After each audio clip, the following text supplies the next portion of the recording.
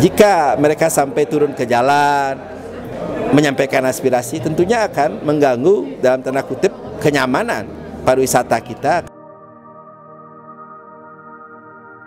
Karena bagaimanapun mereka punya hari dan diakui oleh pemerintah secara nasional, bahkan May Day itu adalah simbol sudah dinyatakan hari libur nasional ya. Sehingga bagaimana mereka bisa mewujudkan aktivitas buruh dan pekerja dalam setahun ini, mereka introspeksi diri ke dalam melaksanakan suatu kegiatan-kegiatan buruh di masing-masing perusahaan. Nah, yang apresiasi itu karena ya kita sadari Bali secara umum adalah tempat yang satisfies dalam wisata, berwisata ya, tempat wisata, dan APBD pun ditunjang oleh sektor pariwisata secara umum. Mereka adalah pekerja-pekerja yang profesional di bidangnya masing-masing di buruh. Nah, sehingga mereka sadar pariwisata itu sangat rentan satu dengan kesehatan, keamanan dan lain sebagainya. Nah, keamanan dalam artian mereka punya hak diberikan oleh undang-undang menyampaikan aspirasi itu turun ke jalan. Ya, seperti pekerja-pekerja atau buruh-buruh yang ada di seluruh Indonesia, setiap 1 Mei itu dipakai ajang penyampaian aspirasi dengan turun ke jalan.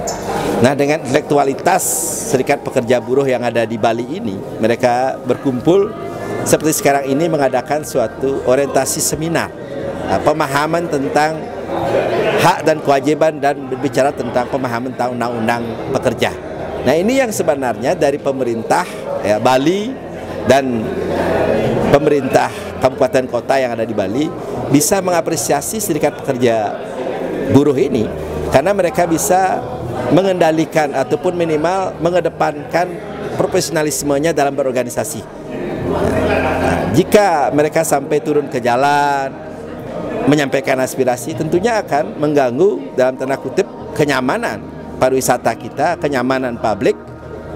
Nah, dengan profesionalisme ini ya kita harus apresiasi, pemerintah harus mengapresiasi pekerja-pekerja itu melalui apa? Memberikan suatu perhatian yang penuh untuk berbicara sejauh mana ke depan itu pekerja ataupun buruh yang ada di Bali bisa mendapatkan haknya secara penuh, minimal bisa menambah grade-grade yang ada, bukan bicara UMK setiap tahun. Karena perusahaan, sekali lagi sering saya sampaikan, undang-undang menyebutkan bahwa perusahaan 0 sampai 1 tahun itu grade-nya UMK, artinya tidak boleh UMK. Tapi kalau perusahaan sudah berjalan bahkan lebih dari 5 tahun mendekati BIP, break-even point perusahaan itu, hargailah pekerja itu, karena pekerja merupakan aset perusahaan yang harus dijaga kualitas dan kemapanan dalam tanda kutip, perhatian demi harkat dan martabat pekerja itu sendiri demi keluarganya. Mungkin itu yang saya rasa. Kalau dirupiahkan kira-kira berapa upah yang layak? Bicara upah, kalau dulu standar upah itu diorientasikan dengan turun ke lapangan, upah lajang dipakai. Ya kan dulu Pak, upah lajang ya. Standar upah lajang berarti orang belum menikah, belum punya anak.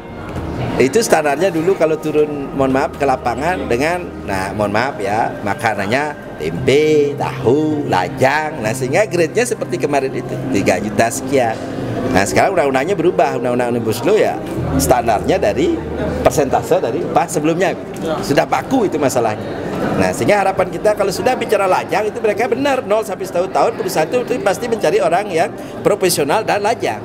Tapi kalau sudah mereka berkeluarga, kan tidak mungkin dasarnya UMK lagi. Mereka punya istri, punya anak yang harus dipertanggungjawabkan oleh ya pekerja itu sendiri. Kira itu ya. Apa?